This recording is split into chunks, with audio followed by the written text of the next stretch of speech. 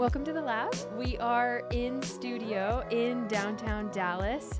I am joined by three home care tech founders and CEOs. We've got Alex Oosterveen, the co-founder and CEO at Caribou. We've got Todd Allen, the co-owner and CEO of AxisCare, and we've also got James Cohen, the co-founder and CEO of Nevvon. Gentlemen, welcome to Texas and welcome to the studio.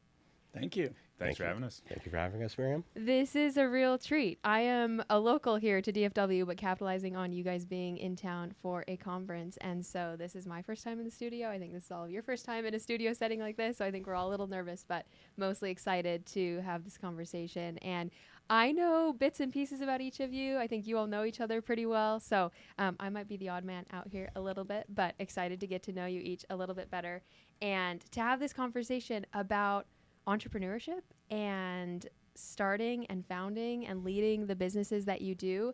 I'm a new entrepreneur as of this year. I think I caught the bug being in home care because home care is powered by entrepreneurs. Basically, all of these owners, operators come to it as entrepreneurs. And so that's what I wanted to focus this conversation on is the journey that all of you had, the decisions that you've made, the pivots that you've made along the way, some of the skills that you have or you have learned. I think it's going to be a useful conversation for these owners, operators, entrepreneurs to hear from all of you.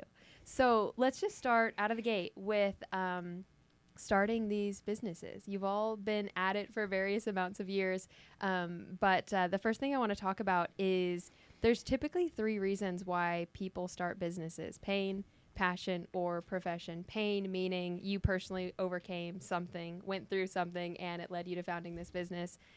Passion, you had a hobby or something that you were interested in and were able to turn it into a business. Or the last one, profession. You were already doing this in some form, likely working for someone else, and you thought, I can do it too, or I can do it better, or I should go this route and start a business as well. So I want to hear from each of you. Of those three, pain, passion, or profession, what led you to the business that you're in today? James, why don't we go ahead and start with you? Sure. And again, thank you for having us over here. Excited to get going. For me, it was definitely pain. I've been in healthcare, both in the owner-operator facilities and home care for now 23 years. So I sat in the role of being a scheduler, an executive, working with nursing staff, and I knew the pain points of training caregivers for their compliance requirements. Most recently, I had a home care agency that I founded that served 3 states and the US and Canada, and it was really difficult to train all the caregivers in a high quality way and a scalable way. So when I sold the company about 7 years ago, I decided I wanted to solve that pain point by creating Nevvon and creating a high value, scalable learning management system for the caregiver workforce. Amazing. Perfect example of pain. You went through it yourself, Absolutely. and that led to you coming up with the solution, being a part of the solution. Yes. Todd, let's jump over to you. What about you? Pain, passion, profession? Yeah, sure. So as we were talking about beforehand, my journey is a little bit different. I took over AxisCare in day 2, call it, and it was early on, but I didn't found it. And so I think for me, it was kind of a combination of all three. I was working with the co-founders before they started, and so I got to learn home care from that perspective. But buried down years prior was my mom received home care. And I at the time, I just thought, wow, what a great service, and this particular company in Tennessee did a great job. But so that was kind of like buried for later. So then when, my partners now approached me about taking over AxisCare, that kind of registered, that buried kind of passion registered. They explained to me the pain that they were experiencing with software companies in the arena. And so obviously it was good profession. So for me, it was kind of like a mix of all three. But I would say right now what drives me is more the passion than anything else. We're seeing, the fact that people are using folks like AxisCare and experiencing tremendous growth because of the efficiencies that software companies are providing. It's stirring, and it's, if we can do our job, we're empowering home care agencies and helping their operations to provide better care to people. So that is a passion point for me. Yeah, I'm glad you bring that up, but I want you to lean into that this conversation today of you aren't a founder, but you were on since literally day 2, and that's a really interesting perspective of you were there since the beginning, but you don't wear the founder title, but you've been the CEO for, a decade now. And so I want you to lead into that, because I think, again, a lot of people in home care can relate to that, being a part of something from the beginning and that role evolving as well. Yeah. So. Well, so not literally day 2, but figuratively day 2. So it had been around for maybe a year, and then I picked it up when it was going to market, so to speak. And so, but the founders, and then talking with the agency owners, you pick up the passion. So if you're like me, you didn't actually start your company, but you came on early on, I would recommend like having conversations, as many as possible, with the people that you're serving. And then you will pick up the pain, you will pick up that passion. And of course, the profession will come along as you learn how to scale your company. Mm-hmm. Yeah, the thought that comes to mind is home care is extremely difficult. And you all being technology companies serving these home care businesses, you're all still in it. You've been doing this for years and years. It's not easy. Like, this business, this industry is not for the faint of heart, and that trickles over to all of us, providers, vendors, consultants that are serving these businesses. It is not for the faint of heart, and we'll talk about challenges and pivots and lessons learned in that regard as well. Alex, what about you? What led you to starting Caribou? Yeah, I'd say a mix for me as well, but the biggest one, definitely passion. From a young age, my dream was to start a business, become an entrepreneur. And what motivated me the most was trying to work on a big problem, one that kept me up at night, and also wanted to work with people that I just love working with. Then it just doesn't really feel like you're working. And I guess from a professional sense, you don't really know what problem is going to keep you up at night, but I was working in investment banking in my early 20s, and I decided to go work in the senior care sector, so mergers and acquisitions of senior living and home care businesses. And for me, it was just the senior care industry was just quite interesting. It was such like a big growing industry, and I thought, hey, I'm young. You might as well align yourself with an industry that's got some tailwinds. And from a personal level, my mom was a home care worker, so I got to learn about some of the trials and tribulations, and also the great stuff from her. The deep connection she had with her clients, and purpose from the work. And it was literally my first week on the job. I got staffed on the sale of one of Canada's largest home care companies. And I saw right away that the labor shortage was the biggest challenge for these home care companies. And, this was only going to get worse and worse. And then you look at all the knock-on effects that this has on, families not getting the care they need, they stressed out, like work is impacted, the businesses suffer, healthcare systems become overwhelmed.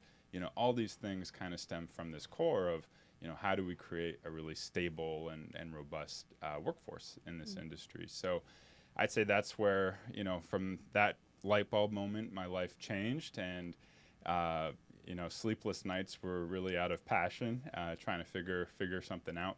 And then after 2 years of banking, I decided to quit, jump in full steam, and I actually became a scheduler to try to learn the realities of the business, from the ground floor. And from a pain perspective, also early on in the journey, I got diagnosed with multiple sclerosis, and my first attack was pretty rough, and it took some time just to adjust and adapt. And I'd say kind of going through the healthcare system as a recipient was pretty eye-opening, and I'd say that further fuels the motivation behind the problems we solve.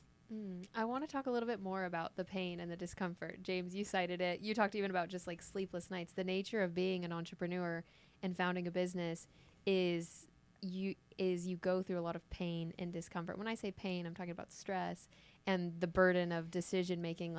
There's literal pain, but then there's just figurative pain in business. And so I want to hear from each of you about your tolerance for pain. We've all been doing this for various amounts of time, and so your tolerance for pain changes as you go through this business. What does that look like for you, James, in learning to deal with the pain and the discomfort of business? Yeah, so interestingly enough, I come from a family of entrepreneurs. I look at pain as almost change, and when there's change, there's opportunity. And we actually, I think all of us here really like change because it gives us an opportunity to go fast and do better than some of our competitors and help the industry that we're in. So often when some of the staff or other people in the industry are talking about new regulations that might be difficult for the industry, I actually look at that as an opportunity. And I feel change and pain is a good thing, and we actually embrace it, and we talk about it in different ways often between the three of us. Yeah, I think that's something that you learn in business is turning it from maybe stress or sleepless nights into fuel, into passion, into motivation. It's like a, you know, like a dial that can start out as pain, discomfort, sleepless nights, and then it's, what do we do with that? How do we morph that into excitement? Todd, can you think of an example in all your years of maybe a time when you were in that kind of like pain state and how you worked through it? Well, I mean, my main example is that was my whole world, you know, when I was first getting AxisCare, helping get it off the ground.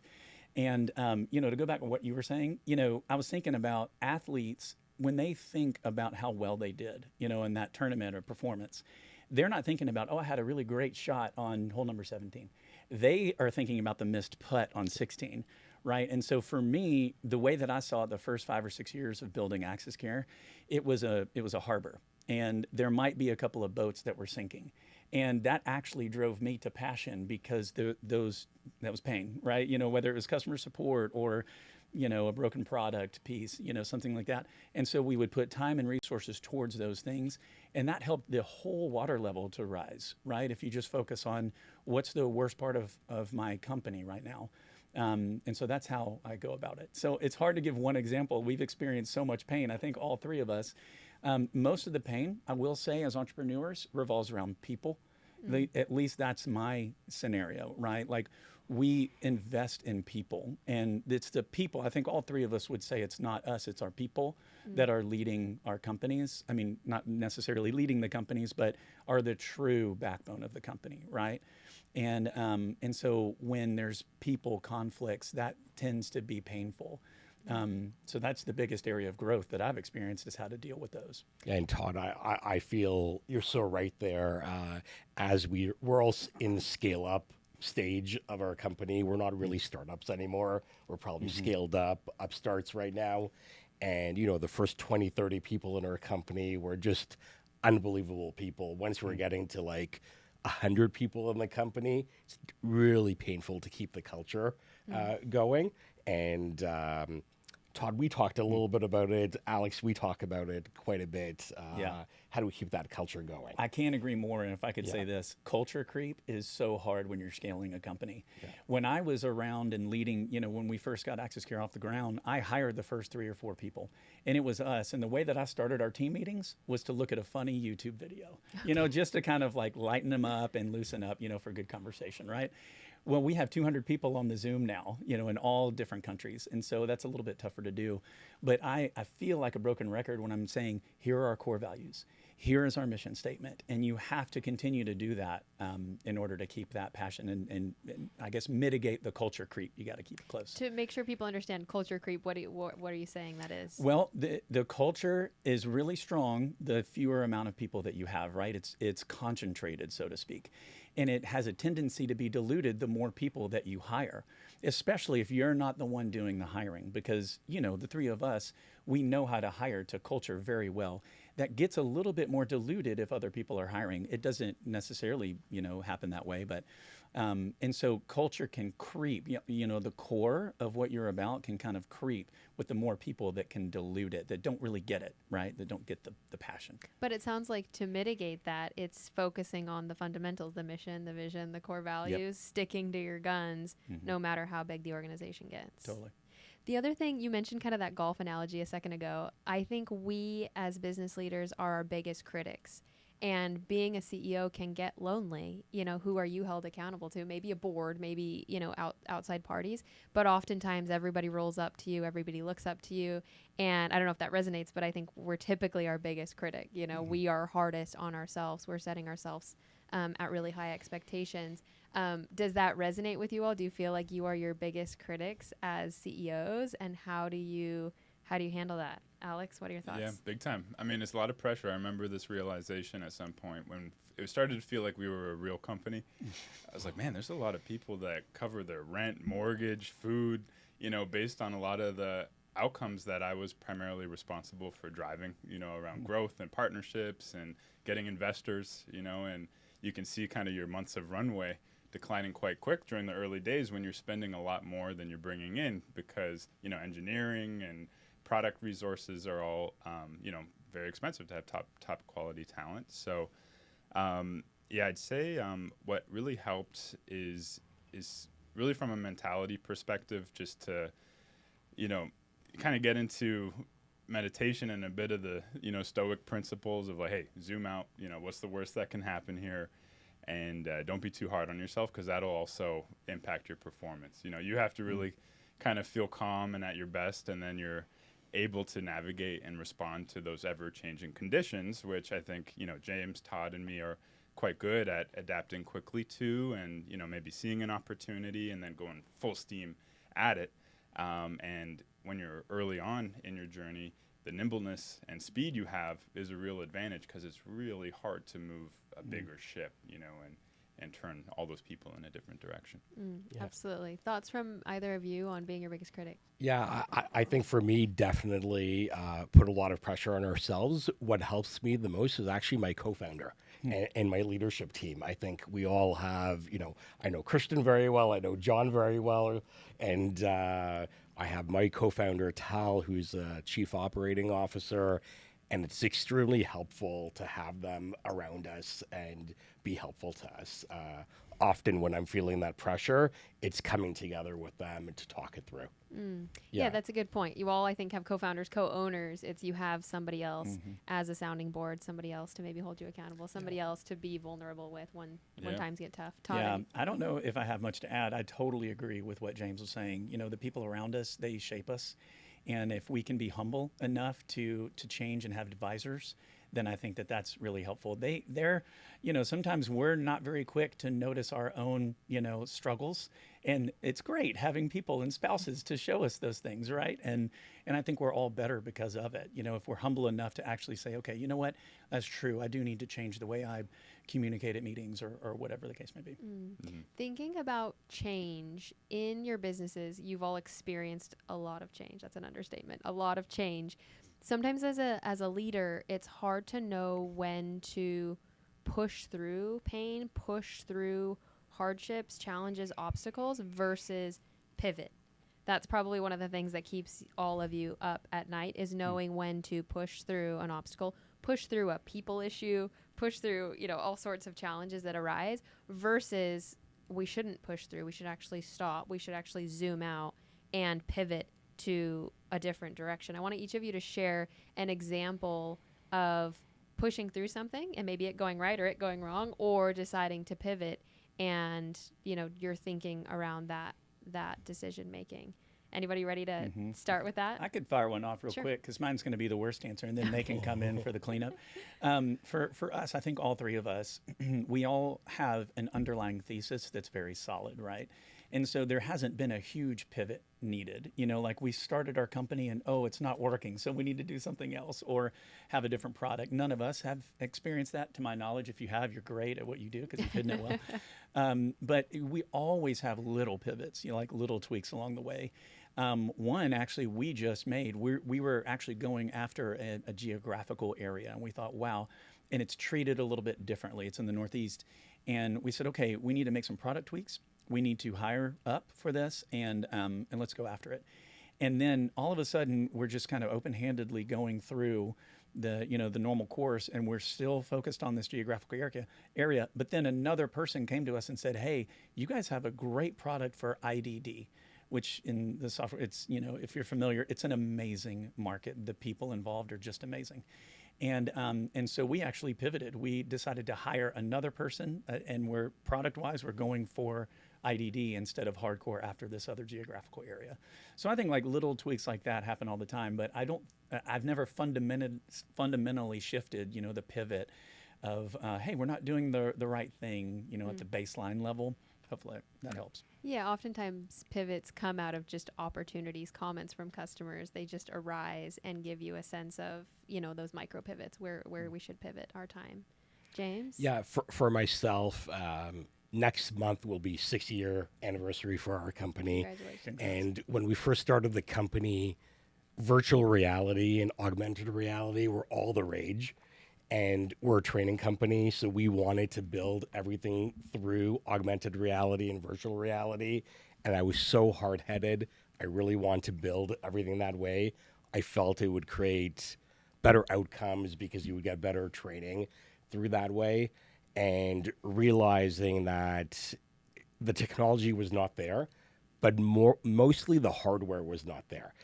All the virtual reality sets were in the hundreds of dollars for each set.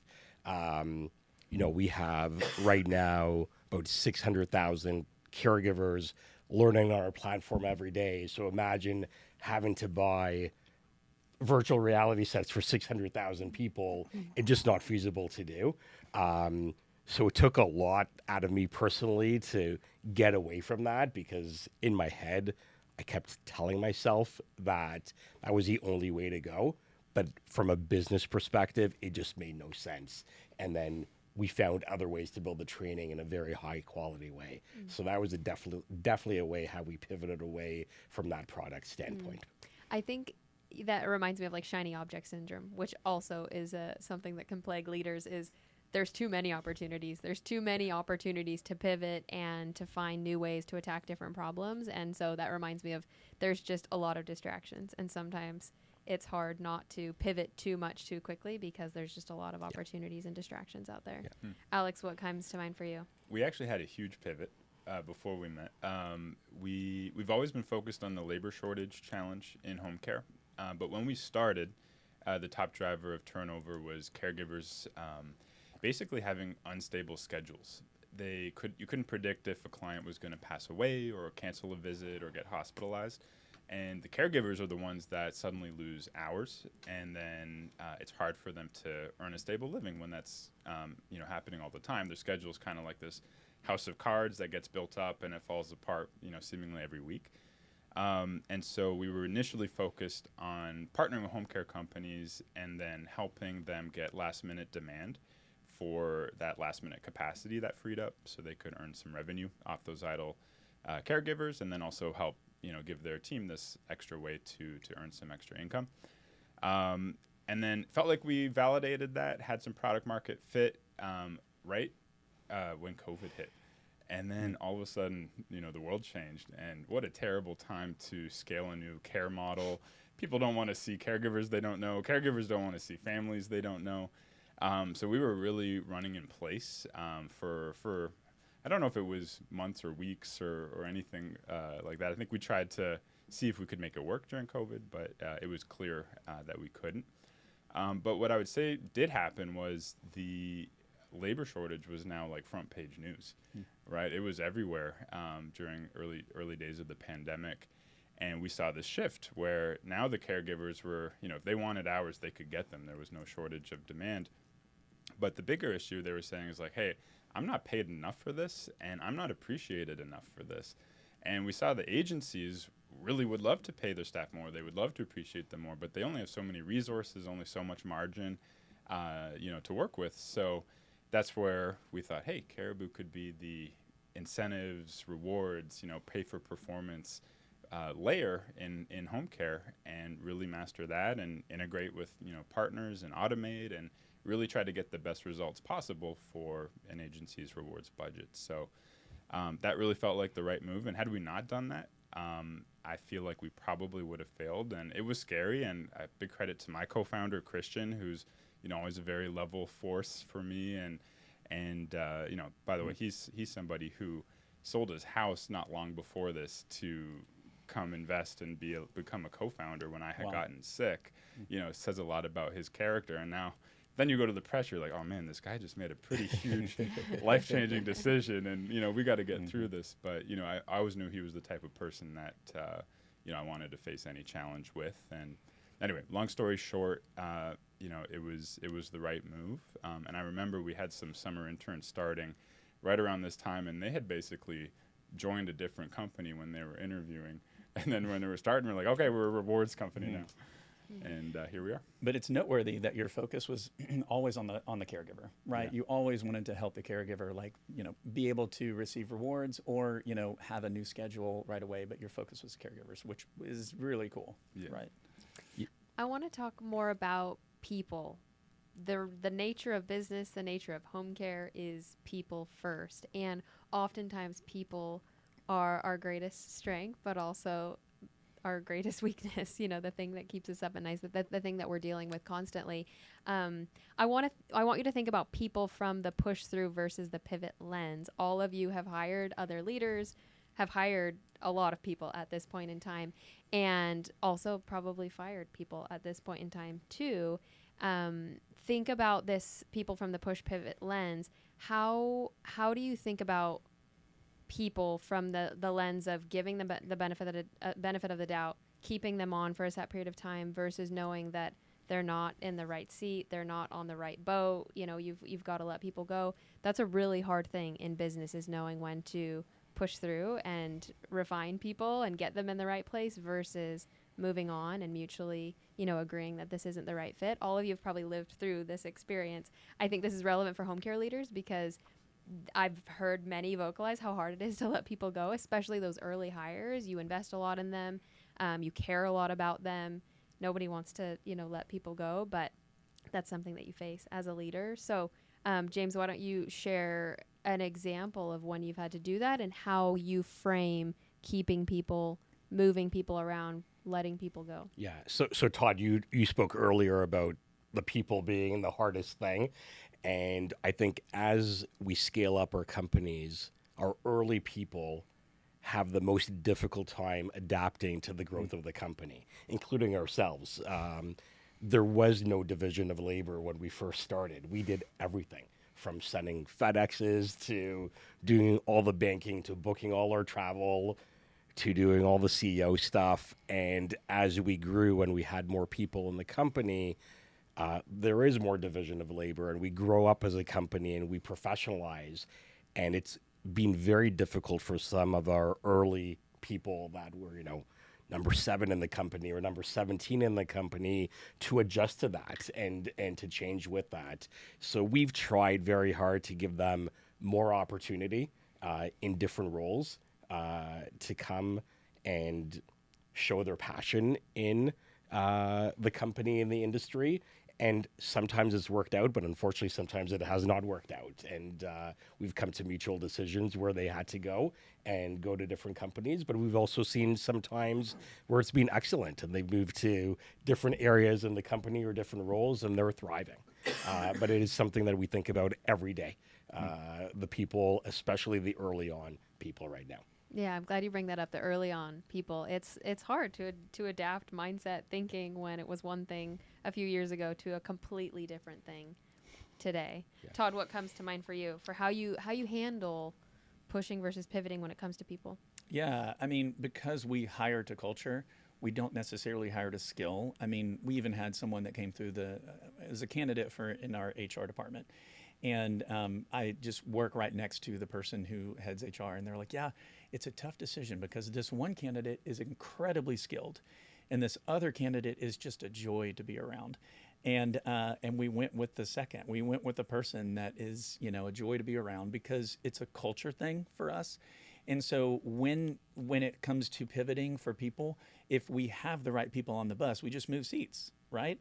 And so now sometimes that works, that sounds easy, but sometimes it works, sometimes it doesn't. But if we're hiring the right people and if they have found a home in AxisCare, they love it, there's alignment on their end, and then there's obvious alignment on our end as well, then say that department is just maybe overstaffed or, something's going on that we need to move someone, we'll happily retrain and cross-train and have that person that should be on the bus just at a different seat.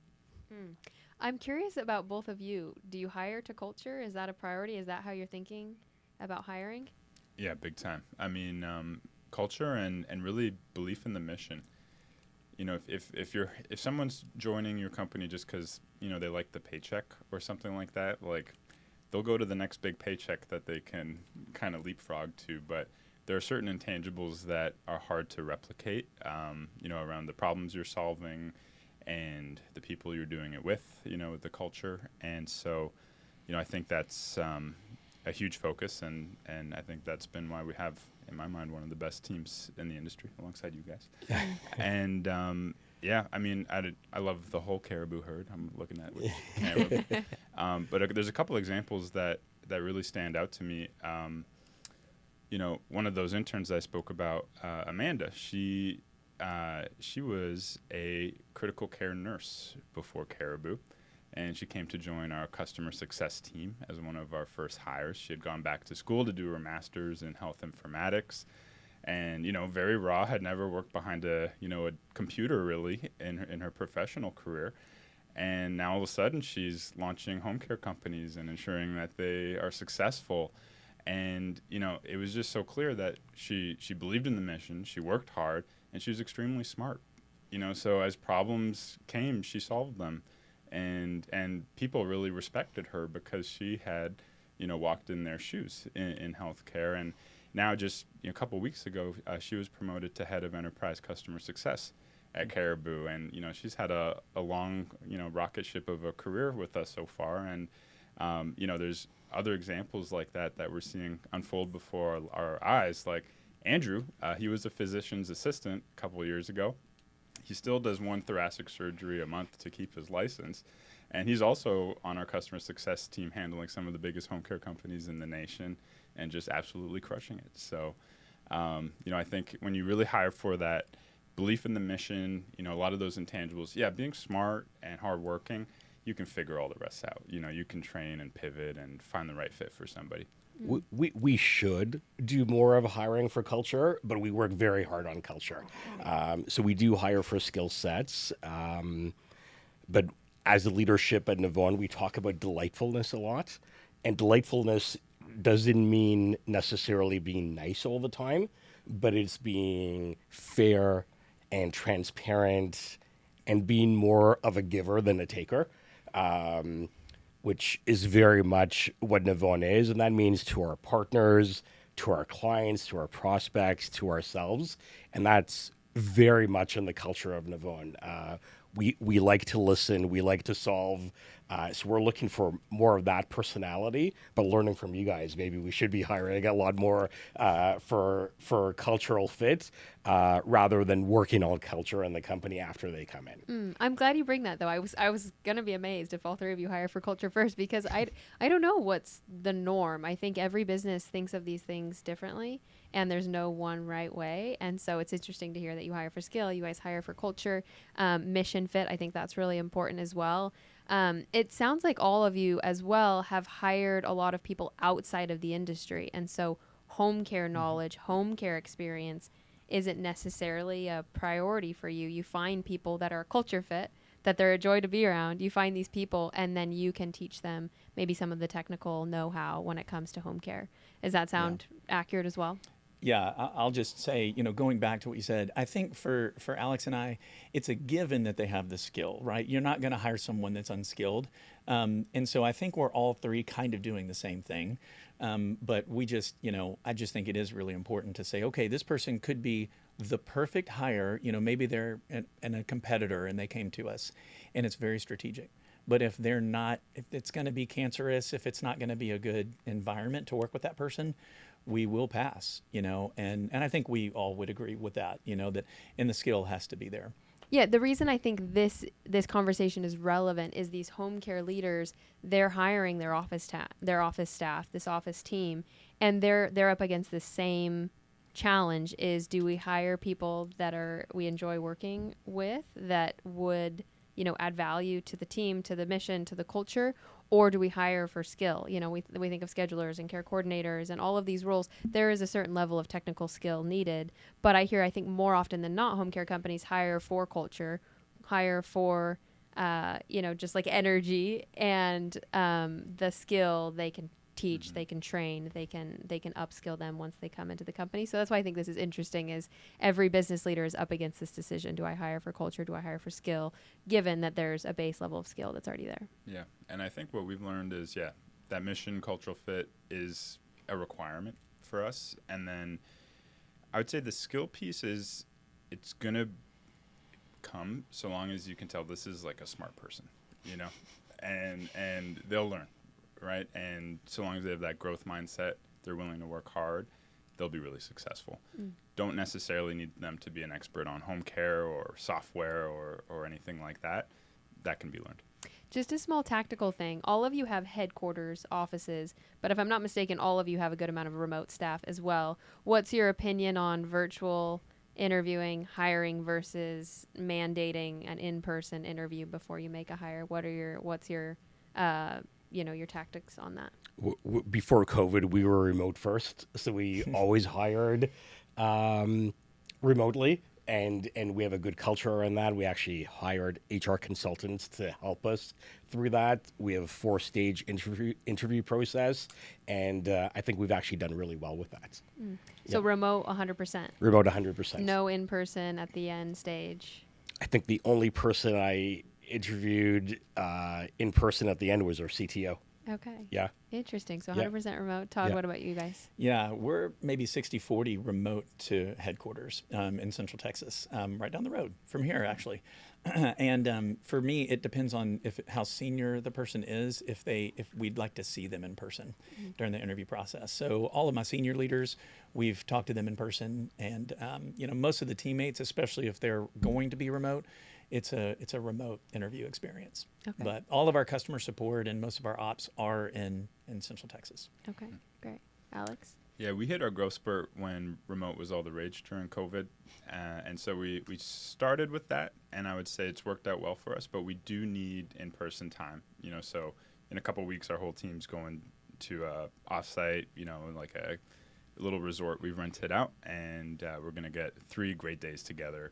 And I find those relationships really like skyrocket during those 3 days, and then we can maintain that remotely. But I do find we need a balance of the two, and then we try to do about 1 day a week in person as a team. So it does, make it a little bit harder if you're in a different city to keep that. But we also try to just bridge it by getting together whenever we need, fly the team in if there's something that's more creative. We got to get on a whiteboard and share a meal after, because that's where a lot of the breakthroughs happen. So we'll just kind of selectively do that. Yeah, I like that. A mix of both and prioritizing the in-person time, because a lot of good can come out of that. I want to talk about skills, and I want to talk about hard skills. And I know you all probably don't like talking about yourself, but I want you to think about hard skills that you have or that you've developed that have led you to where you are today. We've talked about culture. We've talked about leadership. We've talked about hiring. Think of tangible hard skills that you have or that you've developed that have led you to where you are today. What is that skill, and how have you developed, and how is it attributed to your growth and to your success? Todd, let's start with you. Sure. Yeah. So I think there's 2 ways to answer this. And I'm going to replace the word skill just for a moment with trait. So what kind of trait do I focus on? And for me, it's humility, because from humility, and I'm not the best at humility, ironically, right? But I think if I have a humility that enables me to listen well, then that's what I'm going for. So I guess you could say the skill is listening. So whether that's to the market reverb that we get, whenever we are talking to clients or prospects, or if it's employees or advisors, if I'm humble as a trait, as a characteristic, then the skill of listening will really help me and serve me.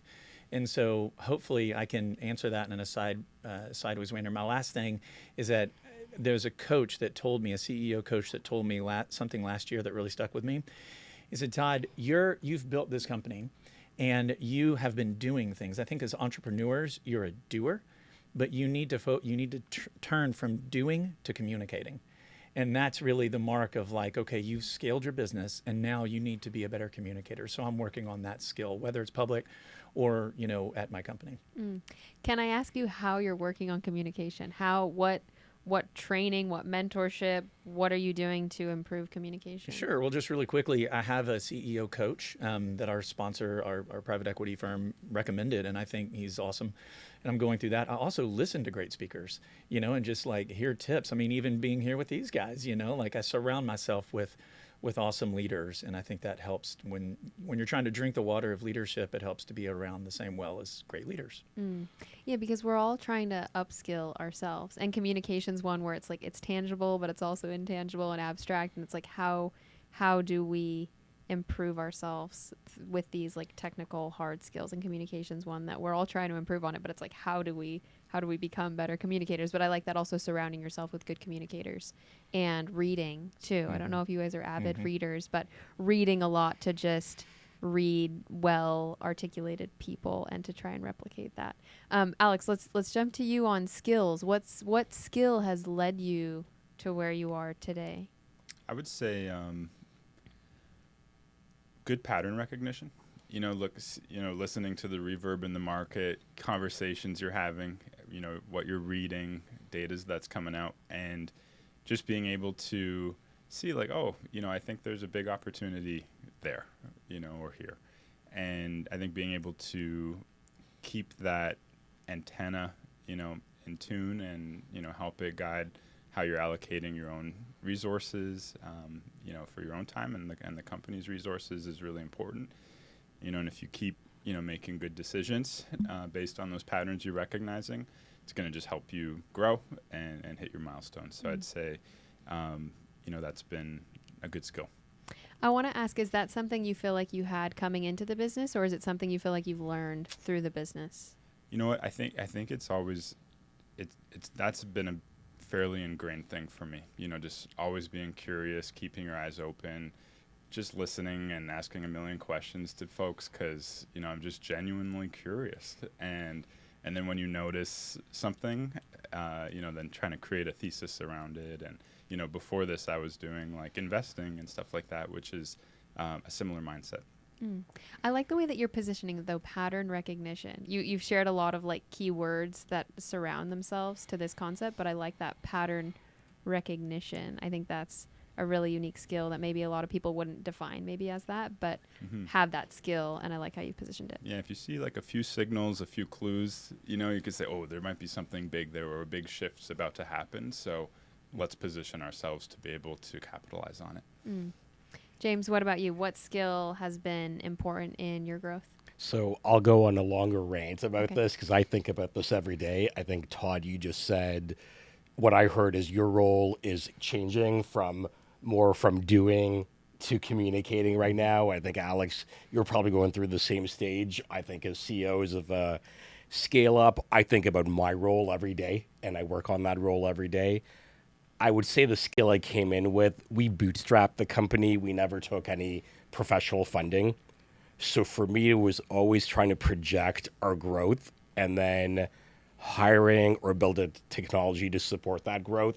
Because if you overbuild technology past your growth, you're just going to build technology that goes to waste, or you're going to hire people that are not fully utilized. So we've done an excellent job at the company of always forecasting our growth and just keep growing with people and keep growing with technology. And then in terms of Miriam, you talked about reading books. I do read books a lot. My favorite book that I read at least once a year is by Adam Grant, Give or Take. We're big givers in the company. We believe in giving rather than taking, and we feel the winners are the givers. And we try to be really easy to work with, both from a partnership standpoint and with our clients. And that's something that I think we embed in our culture, and it's a real skill set to always be giving. And not getting something in return right away is sometimes difficult, but that's okay. Keep on giving, and life will come back to you, even in a business sense.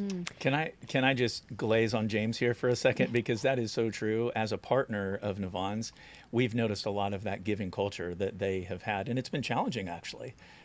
He's asked, we're a software company, and we partner with many folks like in the industry like James, but James was very like, hey, how can I help you? How can I add value to your company? And so anyway, I just wanted to say yes and amen to what he was saying. He practices what he preaches. Yeah, that's right. I want to ask about the first skill that you mentioned, which was like forecasting or pacing. I think that's a hard skill to get good at and to be able to repeat over and over and over. I think in home care too, it's a lot of the chicken or the egg. Clients, caregivers, there's like so much ebb and flow. And so how have you gotten better at forecasting? Like what's the how-to of improving that skill specifically? I have a bit of, I'm like Alex, I came from finance, so I know how to read financial statements. I empower my sales team and my customer success team. We use HubSpot as our CRM to fill that out really well. And I stay in touch, but also on the expense side, I'm in my bank account 10, 20 times a day. Okay. I'm seeing every expense. I'm seeing that we're getting paid on time. We barely have any bad debt, and I attribute that to be just on top of everything. And I feel very close to our financials, and I think that's really helpful for our company. Okay, I appreciate the honesty there in Yeah. the bank account 10 to 20 times a day. Yep. Can you guys relate on this forecasting being a strength, being something that you came into the business with, or something that you have learned, developed over time? I can say that it's been a learned skill for me. And so this is our 14th year. And, we've grown a lot. Like the industry has really had, a lot of adjacents kind of overlap with it. And I can't say that I saw all of those, right? I mean, I can't sit here and say, oh yeah, we saw every single one. We knew exactly what was coming. And so I think that antenna has grown over time and become more sensitive and just, really it's honestly talking to partners and talking to the industry and going to conferences, and listening to clients, things like that. And Alex, you come with a finance background too, so maybe some of this is second nature. But what's your take on forecasting and pacing and knowing when to, bring in additional hires versus when to dial it back? Yeah, I would say I'm definitely still learning. I don't have as quite a sixth sense as James, but I think we actually brought on venture capital investors. We couldn't bootstrap like Nevvon, but they helped almost force a level of sophistication in the business to learn that. So that's been a great way to learn, and they've been really great investors to work with, and working with us and being patient to help us build that muscle, and it just really comes from doing it. You look at the quarter, the year, a couple years ahead, and you try to just set big goals. See what we can achieve. What's going to be the smoothest path to growth? Kind of work backwards of what kind of team do you need and other supporting services, and then kind of every month really assess how did we do based on how we expected we would do. And like you're a sports team, look at the tape, try to retro it, what went well, what didn't, what did we get wrong. And I think every time you do that exercise, you just get a little bit better. So I think for the first time now, I'd say we're on budget as a company. Congrats. Yeah, and it took some time to really figure that out. And Alex, I hear that I heard corporate governance when you said that your venture capitalist forced you or compelled you to have good corporate governance. Because we have no one to answer to except for ourselves, we haven't been forced to do that, and we're actually working on that right now. And something, I wouldn't say we're necessarily struggling with, but it's hard to do right now 6 years later. But it's something that we're working on right now. And it brings us back to like the pain and the discomfort. Forecasting out of reality, out of nature, you have to figure that out. Sometimes there's pain, discomfort, challenges along the way that help you course correct. When it comes to forecasting, you have to figure it out through going through obstacles over and over. That's right. And can I mention, if you're forecasting too far ahead, like did anyone see The Big Short? Right? So the whole financial crisis in 08, there was a saying in there, if you're too early, you're wrong. Right. And so because there were people that were guessing that was coming, and they were way too early. So they were like, it's the same thing. Too early is wrong. And so I've really taken that to heart. And if I'm trying to forecast where the ball is going in our industry, I'm getting ahead of my skis, and I want to listen a little bit more and pay attention to what's right in front of me.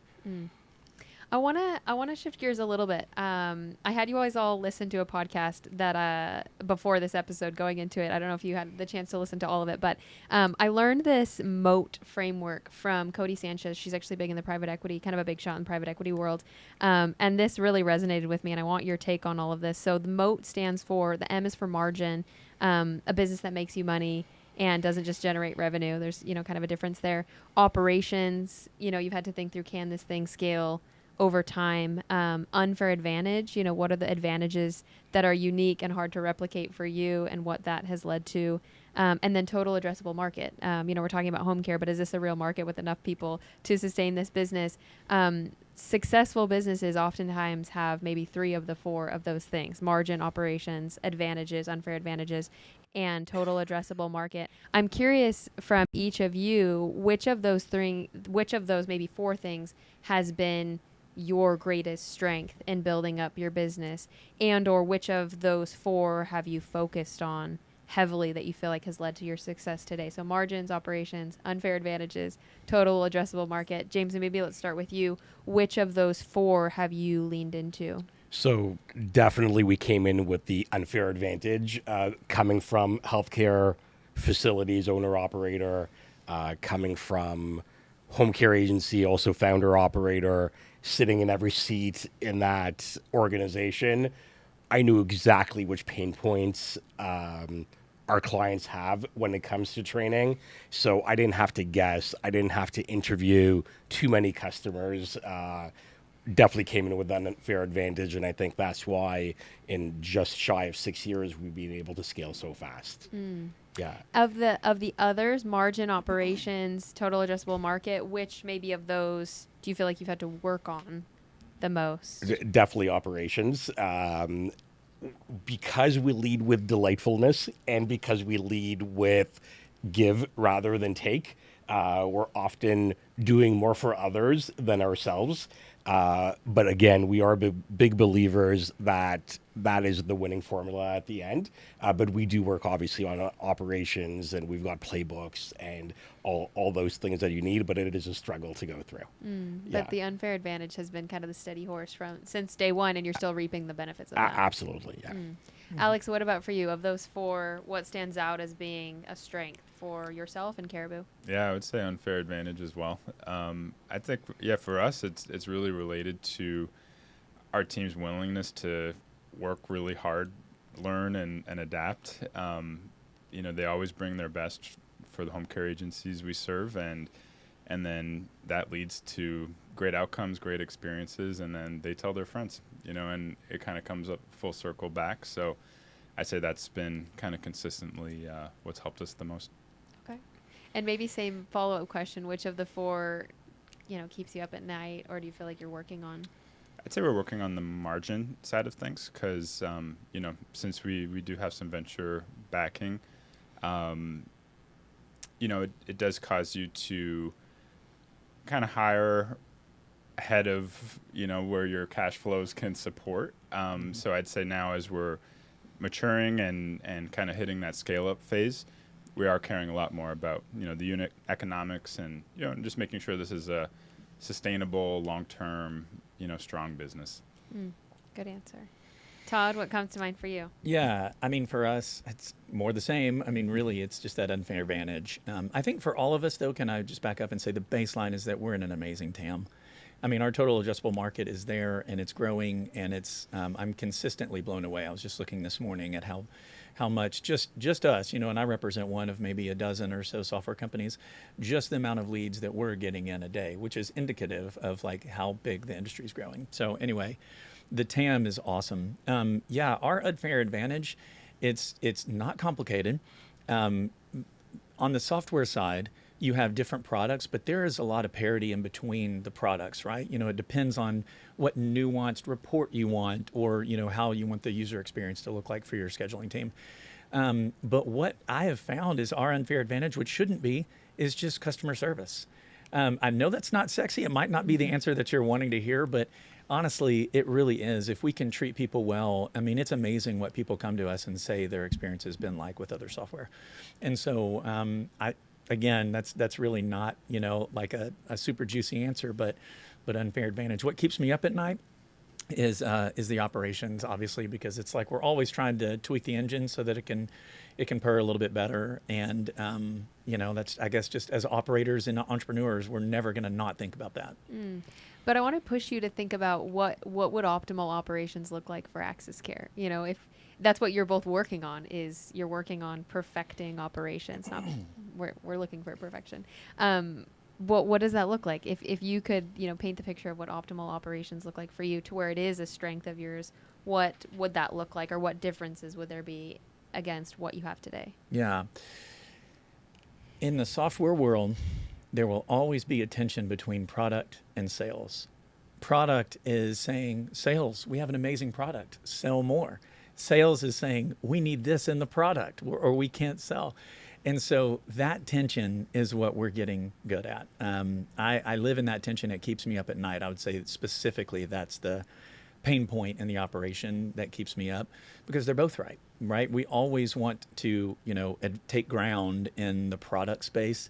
But at the same time, there's always more excellence that we can have on the sales team, and we can have good ops on the revenue side. So I hope that answers your question, but that's what keeps me up at night. Yeah, I want to ask you the same question. I want to double down on the TAM that Todd talked about 2 years ago. You might have not even thought about IDD as TAM. Totally. Expanded it. I'm sure you've seen it.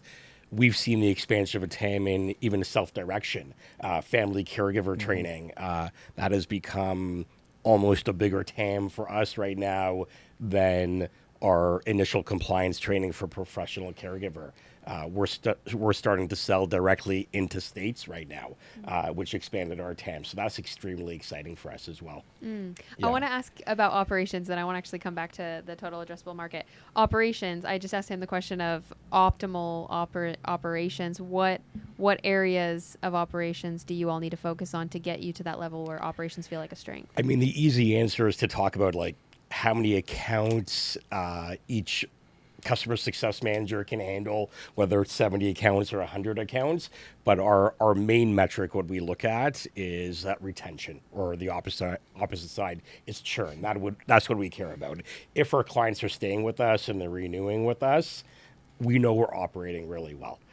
If we see a high churn, we know something's wrong, right? So that's our big metric that is always flashing in front of us all the time. That's how you quantify Absolutely. operational success. Yeah, is absolutely. Customer retention. Yeah, we all know it's more expensive to acquire a new client than keep a client, and going back and again around the delightfulness and more of a giving nature, we want our clients to stay with us, and we have a super high retention rate, and we're very proud of that.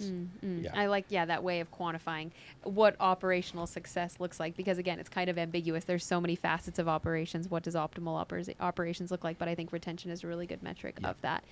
Back to the total addressable market. I think this is interesting because some people may think home care is finite. We're always talking about how many home care businesses there are in the U.S. Is it 25,000? Is it 30,000? Is it 50,000? We talk a lot about that. But it sounds like from your comments that you just made, that's actually not the lens that you're thinking about home care through.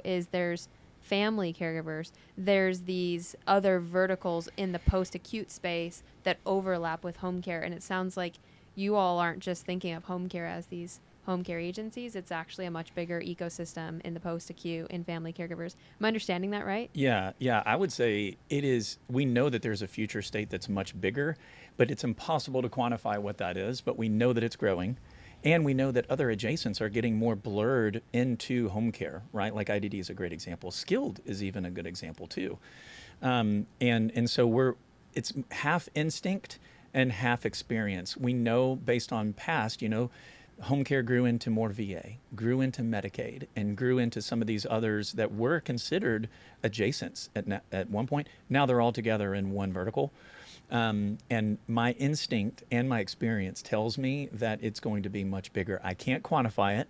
I'm sure there are studies out there that, they're going to be off, though, in some degree, a margin of error. But we just all know that it's going to be growing. How much are you thinking about what's in existence today versus this future state? Are you mostly focused on what the industry is and looks like today, and there's still a lot of growth for you as is, or are you starting to shift and think about, okay, what this becomes and we need to focus on what it's becoming? Yeah, as a software company, you have to do both. You can't leave your current customers behind. And so you have to develop the things that they're asking for, while at the same time, you're looking out, over the horizon. And so we do try, I can't give you a pie chart as to how we focus on that. Oh, it's, 40, 60. But we do both. We really want to make sure that our current product is getting more and more excellent. And we're using, new tools that are on the software side. AI is a big disruptor. And we're putting those in too, while at the same time looking out and kind of asking the market, what are you thinking about for the future? Mm-hmm. Alex or James, any thoughts on that, on focusing on the industry as it is versus, what it's becoming? I'd say, our answer might be a little bit different because I'd say Caribou's the earliest stage company on the sofas. And so I'd say we have probably more to just kind of accomplish with the here and now, because it's like a more nascent product category. But, at the same time, we're always seeing where is the market going, especially like payment models, and how might that impact our own roadmap and where we're focusing our R&D efforts. So one example is, the battle between fee-for-service or value-based payment models. And, could the caregiver really be somebody who's really championing those better outcomes? And are there incentive structures for those caregivers that can help motivate them to, improve outcomes for their patients? And, can our product evolve with those things? So I would say to have a similar answer that you got to be doing both. But we're kind of trying to focus on just operationalizing like our core thing, with the market that, hasn't yet adopted like an incentive reward solution yet. Mm. We have a unique way of looking at future TAM. We have a grant writing department. So we're looking at where government funding is going. And about 2.5 years ago, we started seeing a lot of grants and funding towards family caregivers again. And it makes a lot of sense. The workforce is the hard part of the business. We don't have enough of a workforce. A lot of the workers want to leave the workforce. And who's going to take care of the aging population other than family caregivers? It's all the burden's going to fall on the family caregiver. So the government has been trying to find ways to empower and pay that family caregiver. So we saw that about 2.5 years ago, started building some programming, education, and training around that. And it's come to life right now. I think we all know about this new CMMI program called GUIDE, which is a dementia experience, 7-year grant funding. We're extremely involved with that, and we attribute to being in front of that because we saw that 2.5 years ago. So that's a way we look at what's happening in future TAM. Yeah, I think there's no one right way. It's how do we focus on the here and now, on our current customers, on the current needs that are just flying in from every direction, and how do we balance that with trying to forecast, trying to predict what's coming down the pipe, because that can greatly influence where we're at today. So I think that's a prime example of challenges that CEOs face, is how do we balance the here and now versus the what's coming down the pipe. The last thing I want to wrap up here is talking a little bit about each of you and your reputation. Here you are, 3 CEOs of these well-known companies in home care, and home care companies, these home care owners, their reputation, their credibility, their presence in their community, like your presence in home care, is a big part of growing the business. You often have to be someone to help your company get recognized. How much has that influenced the growth of your companies? Is leaning into not necessarily being an influencer per se, but being a personality, being a presence, being someone that people can approach, and focusing on your reputation, your credibility to grow your business. James, I'm looking at you. How influential has that been in growing the business? Yeah, extremely influential. And I think all of us here on the couch have some of the same characteristics. We're all kind people. We're all approachable. I talked about delightfulness doesn't mean nice. You and I haven't had hard conversations. Alex, you and I have had hard conversations, but we're still extremely collaborative and helpful to each other, and really good to each other. And you could use another word, but internally, like we said, we use delightfulness. And I think we're an extremely approachable company. We've had our clients ask us for different technologies that we don't even think about building because we've provided really good software to them. So we take that as a compliment when they come back to us and do that. One challenge I have, and I think both of you probably have it, is as we grow, Todd Allen is in AxisCare. Alex isn't Caribou anymore. And I work on James Cohen not being in Nevvon. Some people are like, oh, you guys have 100 people in the company? They didn't even know because I'm so out there and at many conferences and at speaking engagements.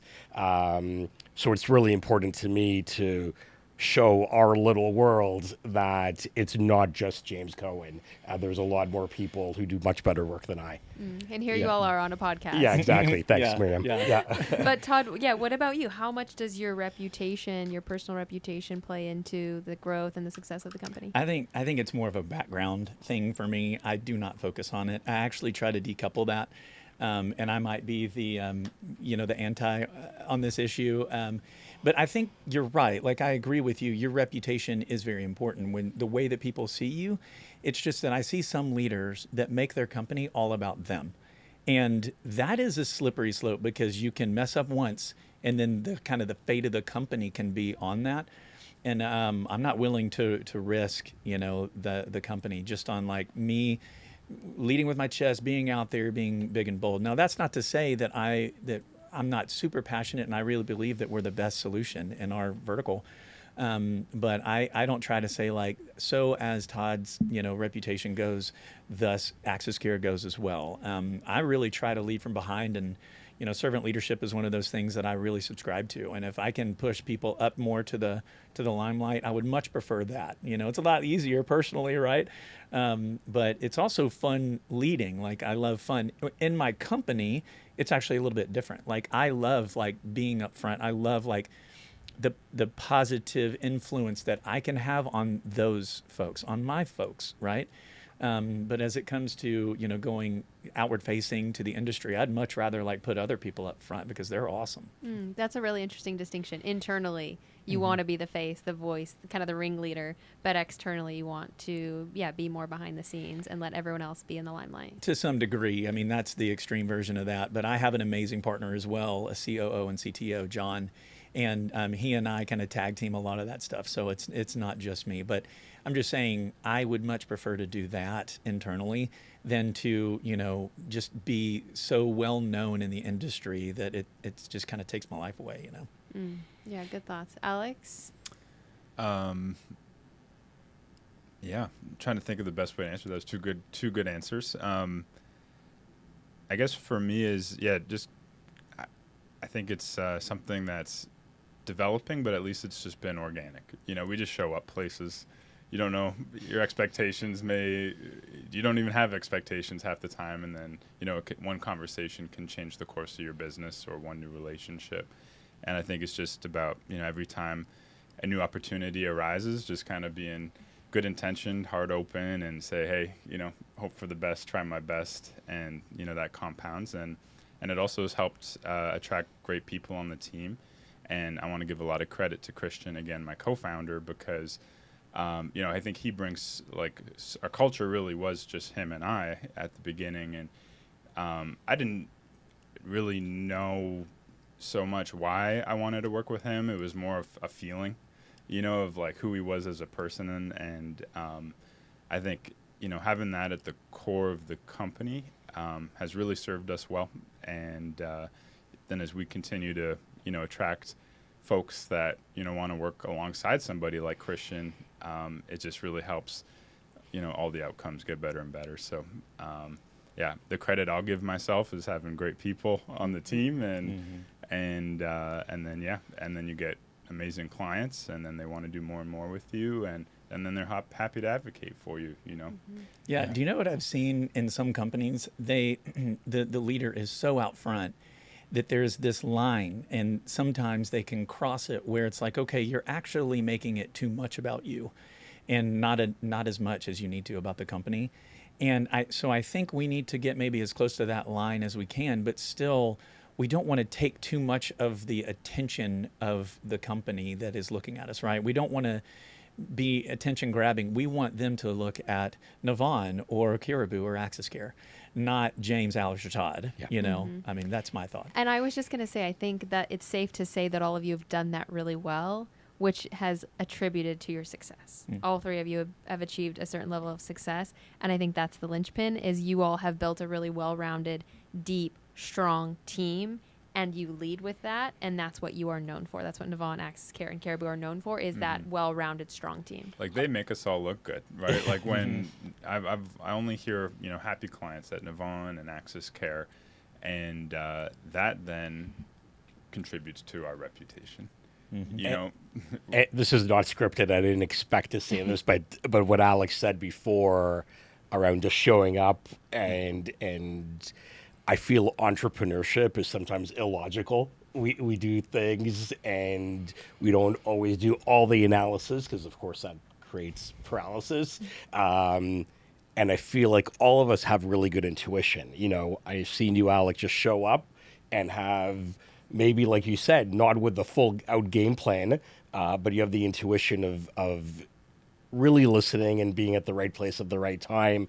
I know you do 100%, Todd, and your team does, and we rely on that too. And that's entrepreneurship, right? Taking chances. And collaborative in nature. oh, We're absolutely. figuring this out together. Yeah. We don't have all the answers. find the win-win. Yeah. You know how James said, how can I add value? You know, it's going to come back. You just got to trust it, you know, and it won't be so clear or linear all the time, but you do that enough times, you're going to just keep growing. Yeah. Yep. Okay, last question. I want to wrap up with this. In the spirit of just like entrepreneurship, obviously we've covered a lot of ground in a lot of different areas. Hard lessons learned. What advice do you have to all these home care owners, operators listening to this? They're entrepreneurs, they're CEOs, and they're up against challenges that you guys are facing every single day. What last piece of entrepreneurial advice do you want to give to the audience listening to this? think Well, you I'll start with start. Alex. I'll start with the worst one, and then we can get better. Okay. How about that? I wanted to just say, you know, it's about risk tolerance. I remember I was talking about, you know, having advisors is really helpful, at least for me. And about 6 years ago, I'm in a local group of CEOs, and we're just learning from each other, right? It's a peer group. And one of them said, hey, you know, you guys are growing and your TAM is amazing. It seems like there's a parable, you know, about this landowner, and he gave talents to different people. And the one with the one talent just buried it, right? And he was like, I didn't want to lose it, you know? And he said, you're kind of acting like that. You're not really out there and making that talent work. And you have talent, and you need to do this. And I had been, you know, I thought at least I had been out there and working my talent. And but that really helped to hook me into a new line of thinking of, you know, this is such a great market. It doesn't even feel that risky to make these bold moves. But I really leaned into risk more. And so that's what I would say, like wherever you are as an entrepreneur, lean into risk more. You can always be more risky. Calculated, of course, but I think risk is the linchpin. Yeah, I'll piggyback on Todd. This is not my concept, but somebody said it recently and it resonated, is we have a bias as humans to overestimate risk and underestimate opportunity, you know, and the potential of something. And yeah, that can lead to us just not taking the leap, you know, not taking the jump. So, you know, I think maybe it was just all of our characteristics or traits. Maybe we just had less of that internal bias, and we just, you know, wanted to get after it. But I'd say if you're somebody who's, you know, I'd say self-reflect and think, where am I on that bias? Do I have a really strong, you know, do I tend to over-analyze and anticipate risk and, you know, to a point where it causes inaction or me not taking the leap? I would really try to coach yourself on that, or maybe get an external coach. And then also be more a dreamer. You know, if you dream and see the big potential, you can really bring it into reality, and you're going to align all of those little actions, whether consciously or unconsciously, in your day with working towards that. And so don't stop dreaming, even when it gets hard and painful, because that's a given. You know? I like it. James? I'll give it two. I'll give, I ran a home care agency and I founded one, as I mentioned before. When I thought about the business, I thought about the demand and supply, demand being the patients that we're serving. We all know we're living in an aging population. Numbers are 10,000 people. 10,000 people turn 65 in the United States every day. I think it's the first time in modern history that we have people over 65 than under 15 years old. People are living longer with comorbidities. Finding the demand is not hard. The secret sauce here in our industry is the supply, the workforce, keeping them, hiring them efficiently, making them happy. And when I had the agency and we grew quite rapidly, we only, well, not only, but we majorly focused on our supply end of the business. And then from a personal perspective, I grew up in a house that, you know, we studied the Bible, we learned about charity. My grandparents and my parents always told us about charity and taught us about that. We didn't come from an affluent family, but charity doesn't mean giving money all the time. You can give your time as well. You can be compassionate. You can be giving. And I feel like we can do that to our workforce. Our workforce works really hard. They don't get paid extremely well. They have a very hard job. And if we can keep being charitable to them, I think we can win over here. All of us as an industry. Great advice. Yeah. Was that one or two? Both? Did That you was hit both. That was Charity. both. Yeah. I love that. Charity is, you know, it's not monetary, and that's Right. what we have to give, especially to this caregiving workforce. Yeah. Gentlemen, great conversation. Thank you for joining me in the lab. James, Todd, Alex here in Dallas. What a fun experience for all of us. Thank you for the stories, the frameworks, the concepts, everything you shared today. Again, in just the spirit of entrepreneurship, we are all on this journey to becoming better leaders, better CEOs, better entrepreneurs, and home care is such a collaborative space, and we can all learn. Look at the three of you, great examples of just learning and growing and collaborating together, and that's what we have to bring to this home care world is just, you know, the rising tide lifts all boats. We're all here to better one another and to become the best entrepreneurs that we can be. So thank you so much. Absolutely. Thank you, Maria. Thank you, Maria.